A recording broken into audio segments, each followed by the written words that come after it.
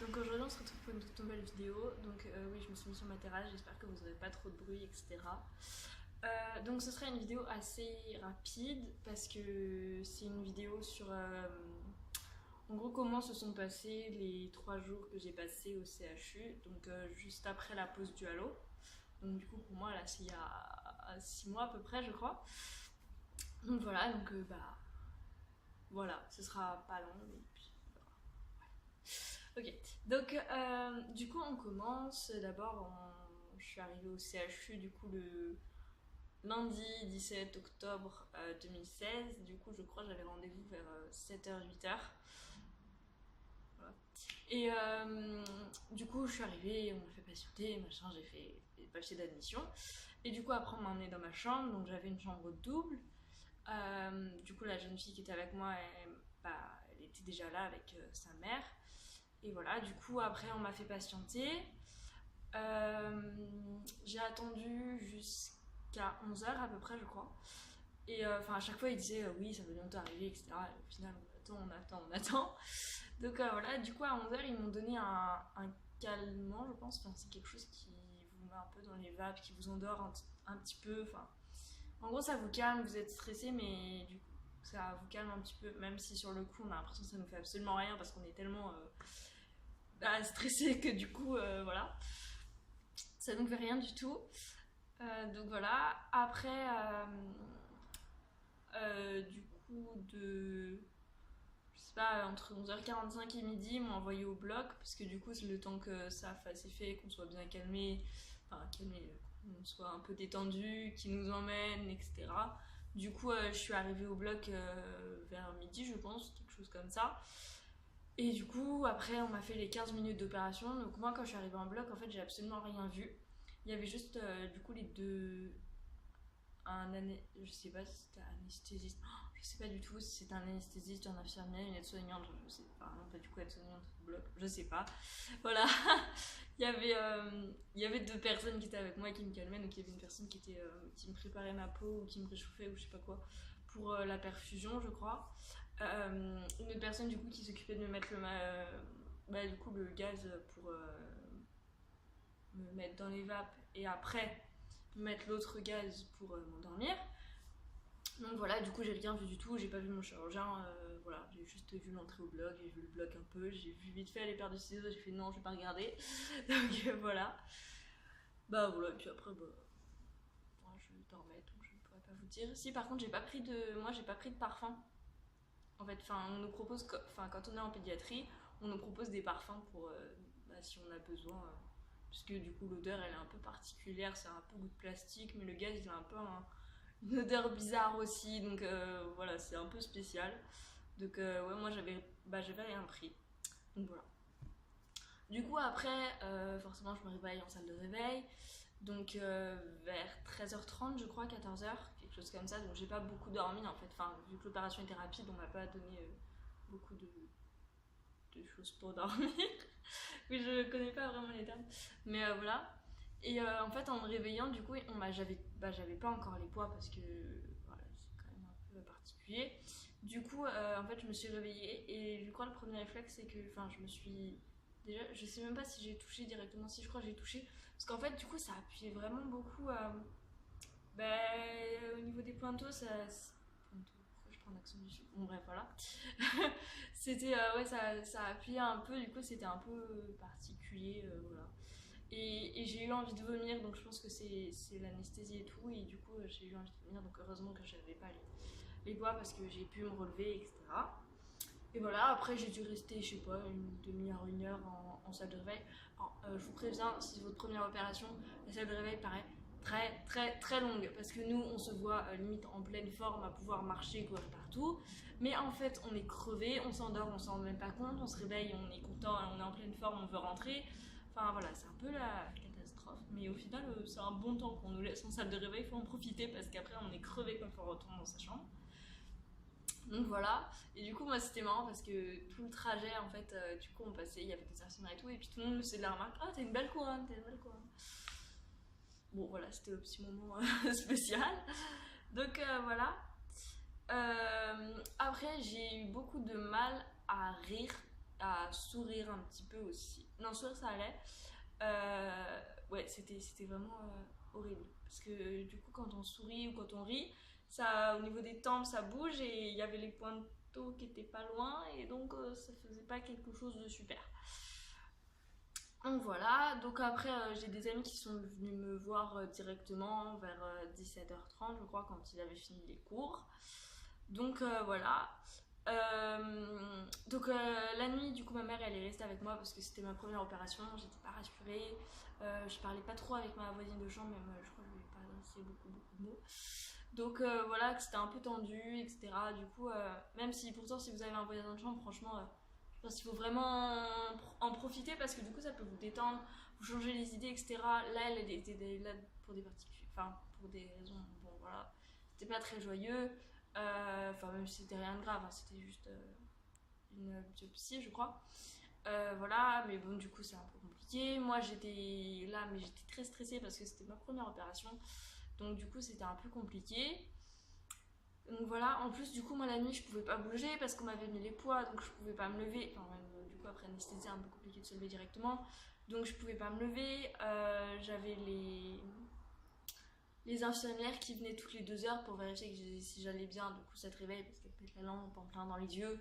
Donc toi, t'arrivais enfin à dormir malgré la douleur et elle te réveille, te demande si ça va, tu veux un Doliprane? Non, j'en veux pas, je dormais, laissez-moi tranquille, merci. Même si au fond c'est vraiment très bien qu'elle passe, mais c'est un peu relou sur le moment. Donc voilà. Et voilà, du coup après, bah, forcément le matin quoi, à 6h debout, la visite des médecins, on n'a pas beaucoup dormi, c'est génial. Voilà, en plus du coup je ne pouvais pas me laver seule, donc forcément infirmière qui s'en est occupée. Donc première fois que quelqu'un se lave, c'est un peu particulier, franchement c'est vraiment particulier. Donc voilà, pareil pour aller aux toilettes. Donc au début, bah non même pas pour le halo, j'avais même pas de sonde urinaire, mais pour l'arthrodèse j'en ai une. Mais oui du coup pour le halo, du coup c'est obligé, soit ils nous mettent une couche que je n'ai pas du tout voulu, soit ils nous mettent un bassin du coup qu'on soulève, on soulève les fesses, on met les bassins dessous, voilà on fait ce qu'on a à faire et après ils récupèrent machin, c'est vraiment très très classe, c'est vraiment très désagréable de voir.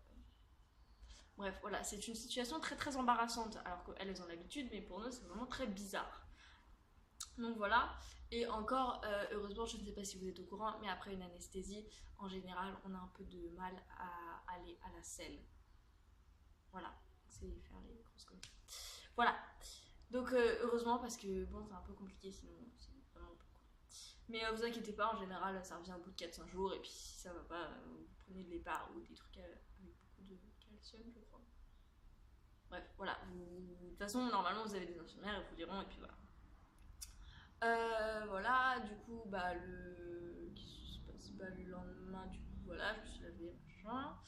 J'avais toujours mal, hein, la douleur, clairement, elle part au bout d'une semaine à peu près. C'est pas simple. Bah oui, après, je me dis peut-être que plus on rit, du coup, plus on s'habitue à la douleur et moins on a mal. Je sais pas trop.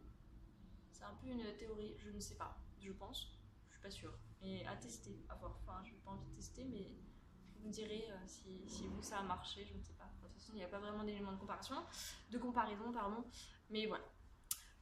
Du coup, qu'est-ce qui s'est passé? Bah après, je me suis habillée. Non, je crois pas que le premier jour je me suis habillée. Je crois que c'était l'autre jour encore où je me suis réhabillée. Et franchement, non. Alors, pardon.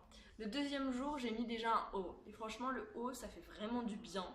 Parce que du coup, on se sent moins malade dans les vapes, etc. Ça fait vraiment du bien.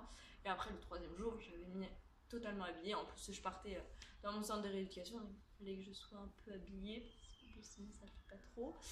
Donc voilà, et franchement, ça fait vraiment du bien d'être habillée et tout. Enfin, ça.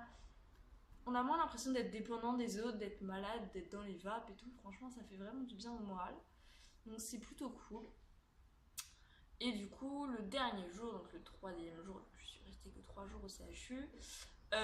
Du coup, j'ai eu la visite du médecin qui allait me suivre du coup à l'Éséane.